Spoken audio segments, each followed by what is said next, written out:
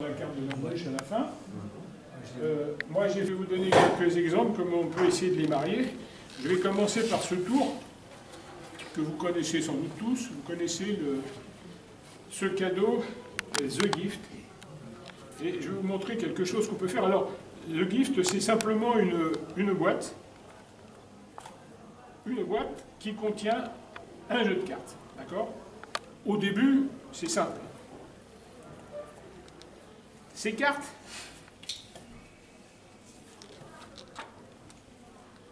on va les mélanger un peu importe. Et je vais te demander, tiens, parce que tu es le plus près, simplement tu vas m'aider, on va choisir une carte. Je t'explique, je vais retourner des cartes comme ça. Tu fais comme tu veux. Quand on a envie, tu dis stop. Donc moi je retourne des cartes, et toi tu dis stop.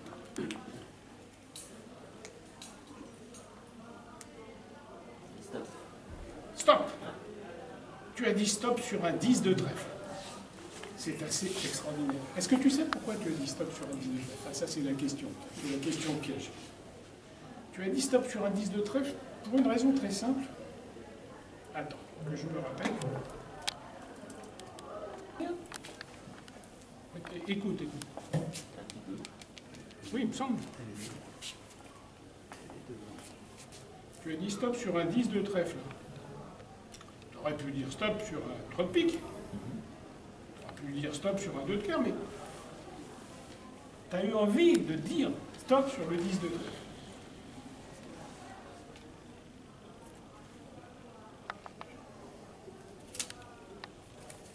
Dans ce jeu, il y avait une petite prédiction. C'était le 10 de trèfle. Alors oui, mais l'autre jour, j'étais content parce que j'ai un spectateur qui est venu me voir après ce tour et il me dit « J'ai trouvé, je crois que j'ai l'explication. » Vous ne me dites pas, mais si j'ai les bonnes explications, vous me dites simplement que j'ai raison. J'étais passionné, je dis « C'est intéressant, mais il est fort. » Il m'a dit « Voilà, je sais ce qui s'est passé. Vous les magiciens, vous êtes très forts, vous êtes capable de cacher une carte à l'intérieur de votre main. Alors, vous m'avez retourné les cartes, et au moment où j'ai dit stop, vous avez retourné ce 10 de trèfle qui était déjà dans votre main. Et là, je lui ai dit bravo, parce que c'est une explication tout à fait plausible. C'est pas ça, mais c'est très intelligent. Non, mais c'est vrai, c'est rare que les gens ne vous disent pas des bêtises, c'est intelligent. Alors, je vais vous prouver que ce n'est pas la bonne solution, parce qu'il était quand même assez déçu. Alors j'ai pris un jeu de cartes géant, je ne sais pas si vous connaissez, on appelle ça des cartes jumbo, des cartes géantes. Et on va choisir dans ces cartes, tous une carte. Par exemple, monsieur, la carte qui sera choisie, elle sera dans ma main droite ou elle sera dans ma main gauche? Elle sera dans ma main droite ou dans ma main gauche, la carte choisie? Il faut dire droite ou gauche, hein. C'est difficile. Droite ou gauche? Elle sera dans la main droite, ça veut dire qu'elle ne sera pas dans la main gauche. On peut éliminer ces cartes-là, vous ne changerez pas d'avis. Je vais prendre une autre personne.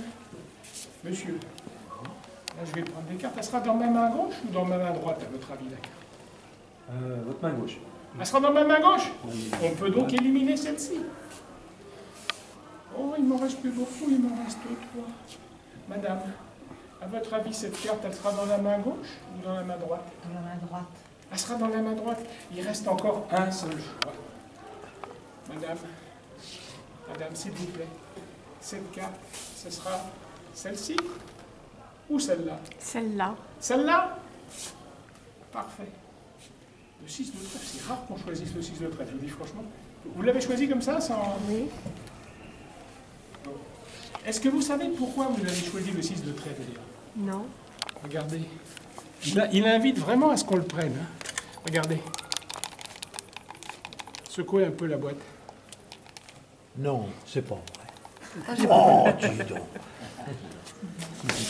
Il se trouve qu'à l'intérieur de la boîte,